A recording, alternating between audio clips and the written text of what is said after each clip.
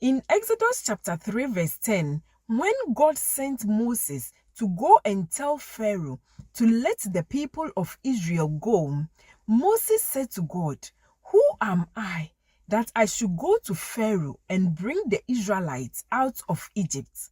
And God said to Moses, "I will be with you."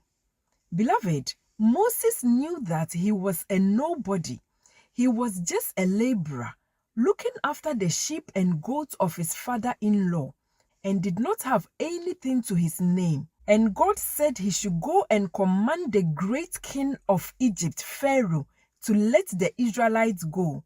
This was impossible in Moses' eyes. Not only did Moses see himself unworthy, but he knew that he was on the most wanted list in Egypt for killing an Egyptian 40 years before. So all this caused fear in Moses, and he asked God, "Who am I to go and tell Pharaoh to let the Israelites go?" Beloved, we all have insecurities, and sometimes we feel incapable to perform tasks that are set before us. But if you are a believer in Jesus Christ, whether you are a PhD holder or an illiterate, God says to you what he said to Moses, that he will be with you.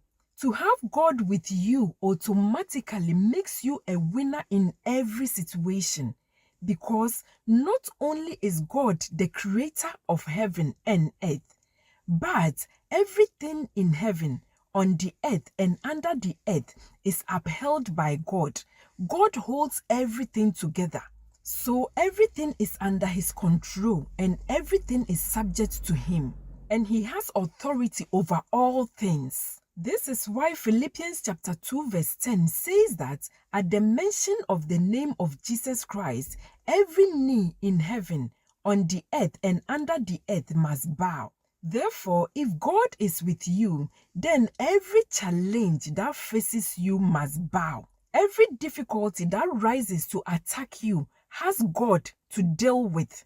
That difficulty has God to contend with. And 2 Corinthians chapter 10 verse 4 says that the weapons that we fight with, they are not carnal, but they are mighty through God to the pulling down of strongholds. This means that we do not fight our battles ourselves. It is God who fights on our behalf.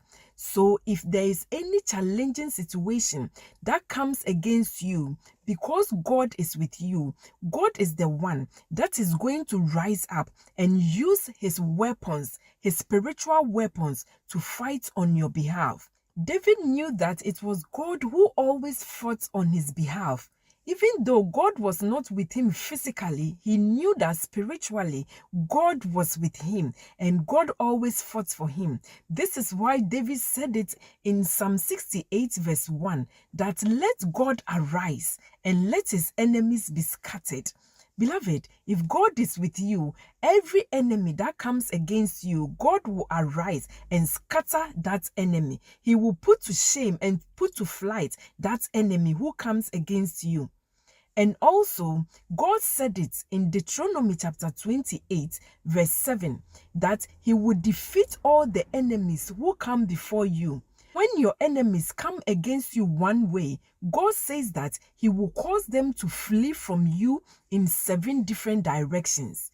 This means that whenever Satan attacks you with one problem, God will arise and he will cause 7 different problems to make sure that your enemies have too much on their hand to deal with for them to leave you alone.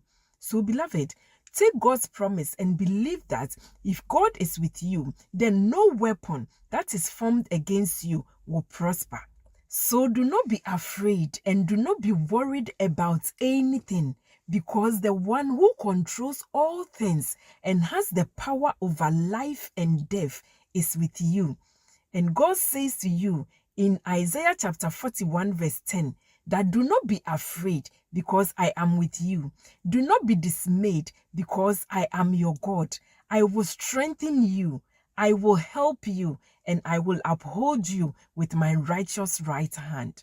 Beloved, if you are in God's hand, who can snatch you out of God's hand? Nobody. This is why you have to be confident that no weapon that is formed against you will prosper.